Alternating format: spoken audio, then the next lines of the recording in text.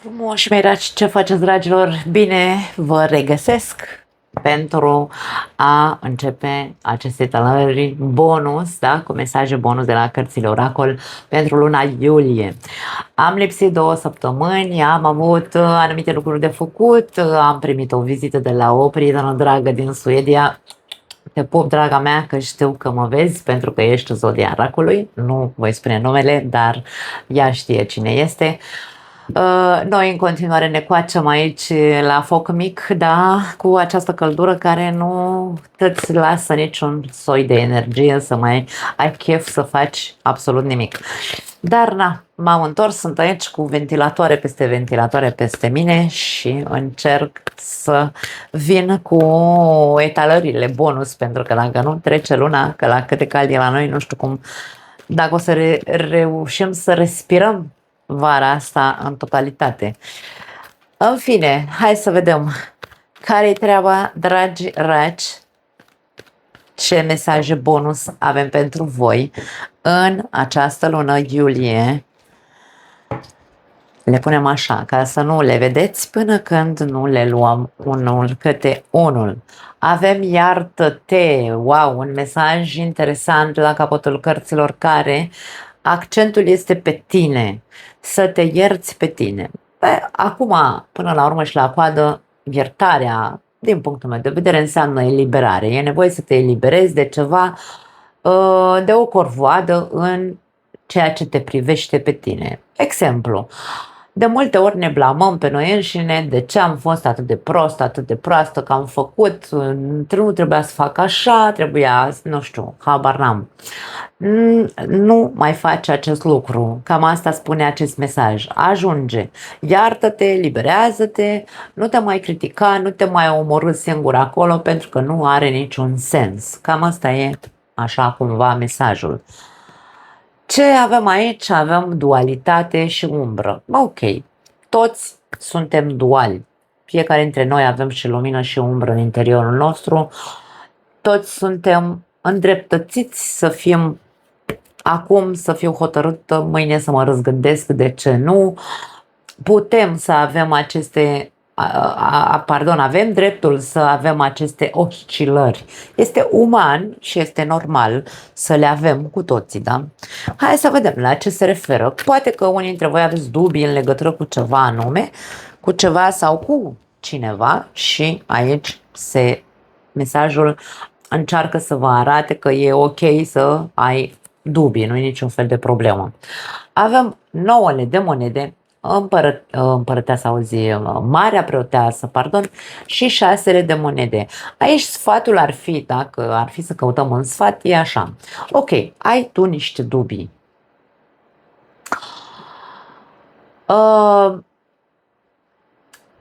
Aici avem un alt cântar care e ca și cum, ok, tu cântărește.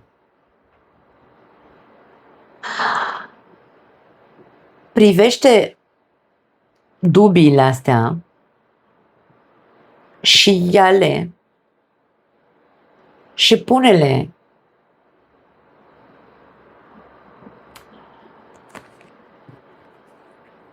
dar atenție că, da, ok, pune-le pe balanță, da, ca să vezi cât cântărește pozitivul și negativul din aceste.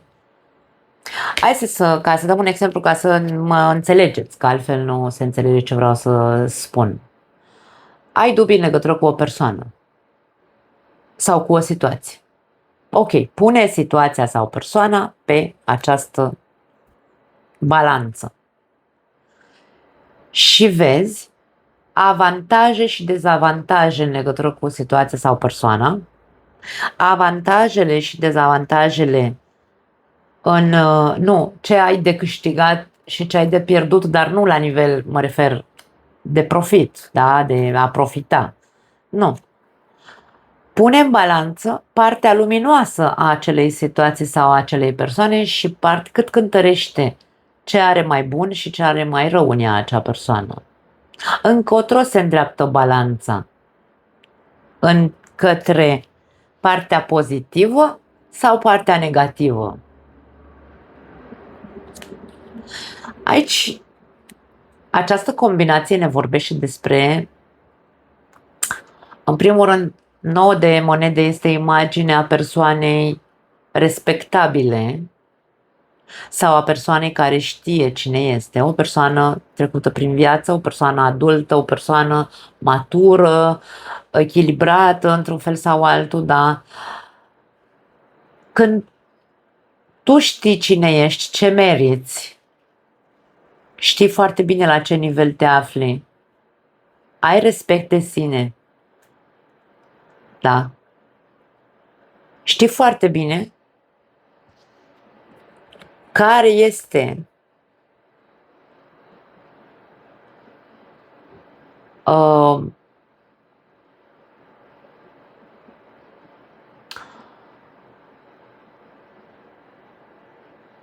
atenție, nu care este decizia cea mai bună pe care trebuie să o iei, ci tu știi foarte bine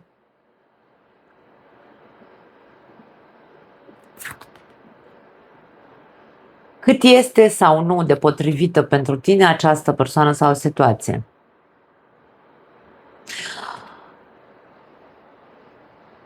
Aici e vorba despre tu ai o experiență de viață. Da? Marea Preoteasă arată o persoană cu o experiență de viață. Ea are cartea în mână, ceea ce ne arată faptul că am trăit anumite lucruri în această viață și am învățat. Cartea înseamnă am învățat din experiențele prin care am trecut. Am ajuns la un nivel în care să știu cine sunt și să mă respect pe mine, un nivel destul de, hai să spunem așa, corect și echilibrat în ceea ce mă privește. De ce am dubii? Întrebare întrebătoare. Poate că ar trebui să te eliberezi de dubii și să-ți dai voie, pur și simplu,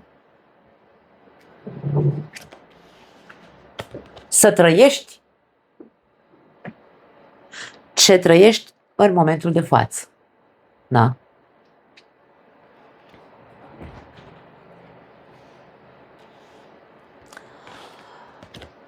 Însă insist, are de văzut cu experiența noastră de viață. Dacă ai trăit anumite experiențe și ai o intuiție care îți spune ceva, îți spune că persoana asta este ok pentru tine, sau, mă rog, situația asta este ok pentru tine, că e ok să ai și dubii, da, dar asta nu înseamnă că dubiile trebuie să se transforme în umbră, da? Adică să fiu prăpăstioasă sau să-mi fie frică, da? Să iasă doar fricile la suprafață. Ai intuiție, ai experiență, e ok să ai dubii, dar dă-ți voie să trăiești această experiență ca să vezi unde te duce. Există și imaginea sincerității, pentru că această carte reprezintă de cumva așa, fi corect, e o carte a corectitudinii. Fi corectă cu tine, fi corectă cu persoana, fi corectă cu situația. În momentul în care suntem corecți, e ca și cum nu putem să greșim, nu avem cum să greșim. Nu putem să mai facem ceea ce poate am făcut în trecut și de-aia aici avem această imagine de iartă-te. Da. Cam asta este. E nevoie de un soi de siguranță în instinctele tale, în ceea ce îți spune corpul, da? Monedele înseamnă corpul nostru și ceea ce îți spune intuiția, sufletul, dacă vrei. Trebuie să existe echilibru. Indiferent că există dubii. E ok să avem și dubii. Următoarea carte, din nou echilibru. Deci aici, dragă Rac, aici se vorbește despre echilibru. Tu e momentul să te reechilibrezi. Ceva, tot imaginea fricii avem. Aici avem o persoană care merge pe ață și jos aici avem rechini. Da? E ca și cum, băi, eu merg aici ca pănuci, cumva să nu se spargă. Da? Capă ouă, pardon, nu ca pănuci, capă ouă. Încerc să fac să fie bine. Aici probabil că este cea mai mare problemă a racilor, în general. Arhetipal vorbind, racul este un arhetip care încearcă să facă, nu neapărat să facă pe plac, dar încearcă să facă totul bine ca să nu piardă ceea ce are. Pentru că este imaginea clanului. Racul ține la imaginea familiei, la imaginea unui nucleu, da? Nu trebuie să mergi pe ouă. Încearcă să fii tu. Aici e imaginea orgoliului sănătos, a mândriei. Băi, sunt mândră de mine unde am ajuns. Eu am ajuns singură aici. Asta e imaginea burlacului, de exemplu, sau a persoanei care s-a construit pe ea însăși, care n-a avut nevoie de nimeni și de nimic să o susțină, s-a susținut întotdeauna singură și a ajuns pe picioarele ei singură. Și aici trebuie să fie cumva lupa pe tine. Tu ești cel care a ajuns, cea care a ajuns în această în această poziție în viața ta pe propriile tale forțe. De ce să stai aici în situații în care să trebuiască să calci pe ouă? Nu are sens, nu? Cam asta e imaginea, foarte interesant. Azi de bâte, acționează. Aici e ora despre a acționa, a spune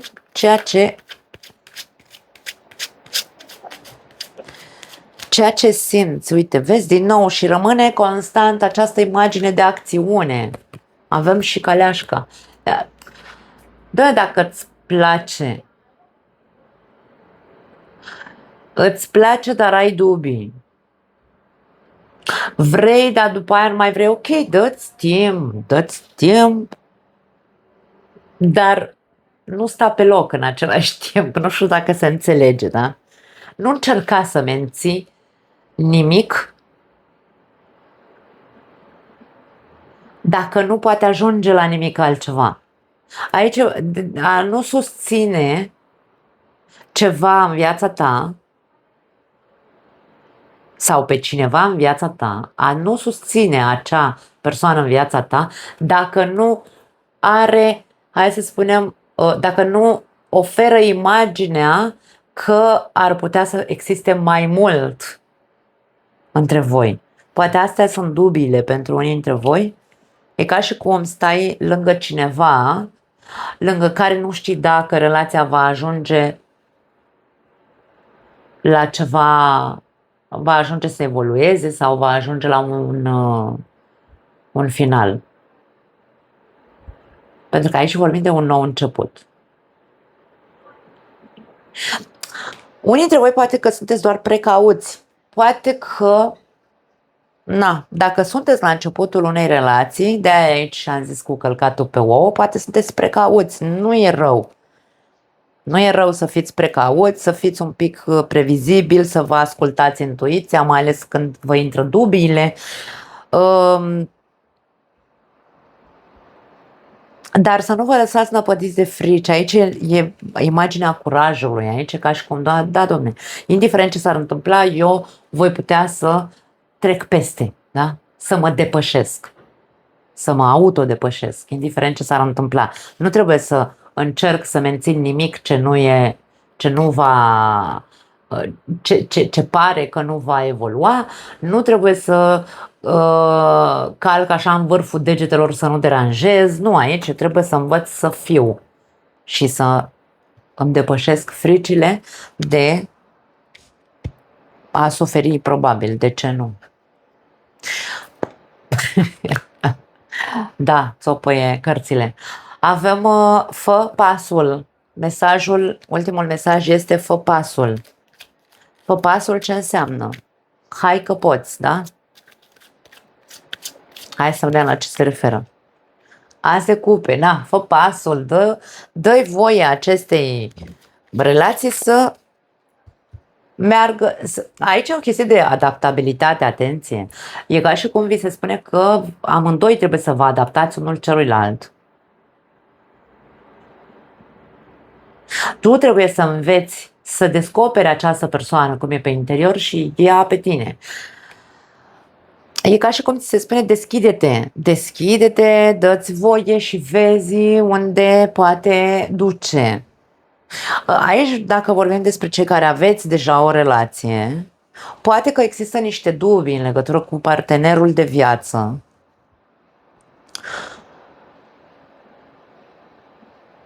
Aceste dubii, ori le ai tu, ori le are el față de tine, nu am de unde să știu, au de văzut cu ceva ce s-a întâmplat. Aici există acest mesaj de iertare, de eliberare, da?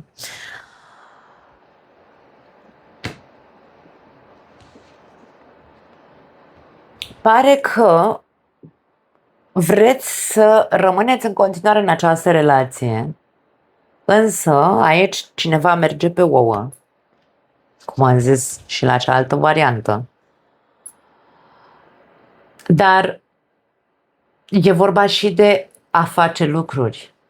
Ca să vedem evoluție și faptul că mai dăm o șansă, pentru că vrem în continuare să rămânem în această relație. În momentul în care vrem să dăm o șansă, trebuie să și acționăm. Aici avem acțiune pură. Trebuie să începem să facem lucruri. Fă pasul, e același lucru, tot acțiune înseamnă. Încercați să vă reapropiați unul de celălalt și mie vine să spun să vă reamintiți de ce v-ați unit în această relație. A existat iubire între voi. Da? A existat.